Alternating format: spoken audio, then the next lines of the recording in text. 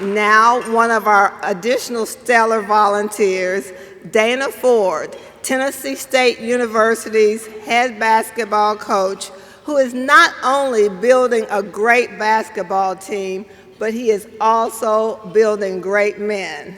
Dana.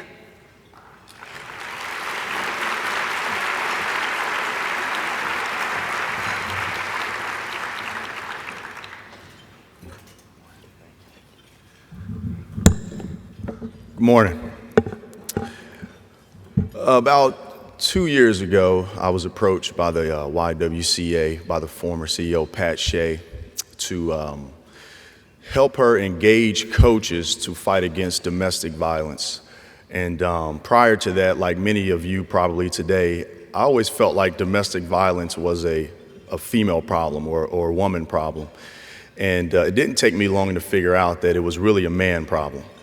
Because if it was a female problem, it would have been stopped a long time ago. With that being said, Shane Foster, who's here today, a former player at Vanderbilt, has, over the last couple years, really developed a group called MEND. And it's basically the word men and end coming together to end domestic violence. And it's such a great idea, and it's taken off over the last 2 months. 2 years, excuse me. I just want to read a couple statistics to show you how well MEND is doing.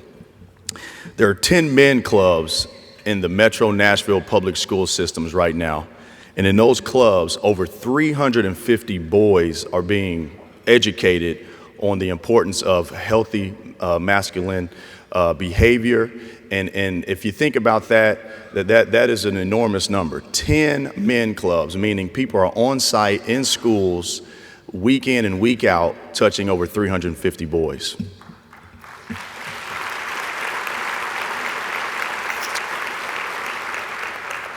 Also, through MEND, there have been over 200 coaches engaged. And if they're a good coach, like I'd like to think I am, that's a joke, by the way, they can influence boys to do things that they really never thought that they can do, which is the ultimate goal of a coach, is to get someone from point A to point B. And they've been able to engage over 200 coaches, which is another outstanding number.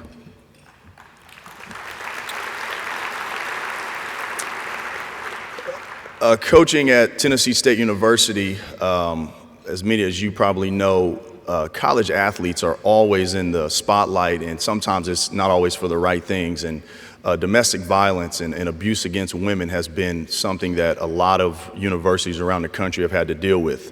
But through MEND, over 1,500 student athletes in the Ohio Valley Conference has been mentored on how to treat women.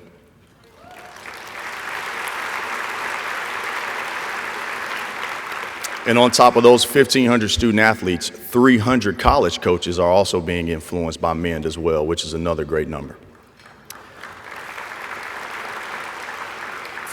Finally, I just want to share what MEND has done for me as a coach.